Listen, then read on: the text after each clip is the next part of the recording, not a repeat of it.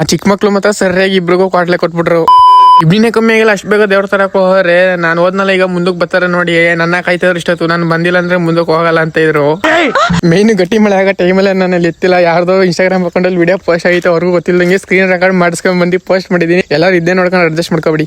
ಬರೀ ಇಂಥದೆಯಾ, ಮದುವೆಲಿ ಬಿಸಿ ಇದ್ದ ಕಾರಣ ಜಾಸ್ತಿ ವಿಡಿಯೋಗಳನ್ನ ಶೂಟ್ ಮಾಡಕ್ಕಾಗಿಲ್ಲ. ಎಷ್ಟು ಶೂಟ್ ಮಾಡಿದೀನಿ ಅಷ್ಟನ್ನ ಹಾಕ್ತೀನಿ, ಸ್ವಲ್ಪ ಅಡ್ಜಸ್ಟ್ ಮಾಡ್ಕೊಬಿಡಿ. ಡ್ಯಾನ್ಸ್ ಮಾಡ್ತಾರಲ್ಲ ಈ 4 ಮಕ್ಳು, ರಾತ್ರಿಯಿಂದ ಪಡ್ತಾ ಇದ್ರು ಡ್ಯಾನ್ಸ್ ಮಾಡಕ್ಕೆ. ಇವಾಗ ಟೈಮ್ ಕೂಡ ಬಂದೈತೆ, ಅವ್ರ ಜೊತೆಗೆ ಹುಡುಗ ಹುಡುಗಿನೂ ಡ್ಯಾನ್ಸ್ ಮಾಡಿಸ್ತಾರೆ.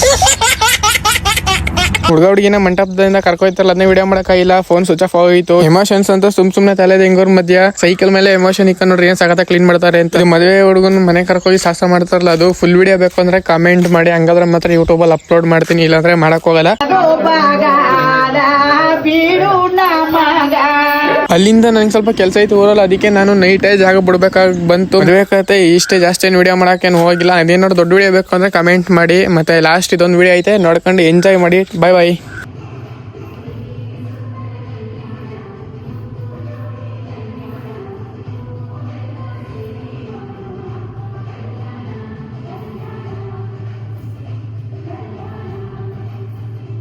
ಈ ಫುಲ್ ವಿಡಿಯೋ ಇನ್ಸ್ಟಾಗ್ರಾಮ್ ಅಲ್ಲಿ ಮಹಾಲಕ್ಷ್ಮಿ ಅಫಿಷಿಯಲ್ ಅನ್ನೋ ಪೇಜ್ ಅಲ್ಲಿ ಅಪ್ಲೋಡ್ ಆಗಿದೆ, ಅಲ್ಲಿ ಹೋಗಿ ನೋಡ್ಕೋಬಹುದು.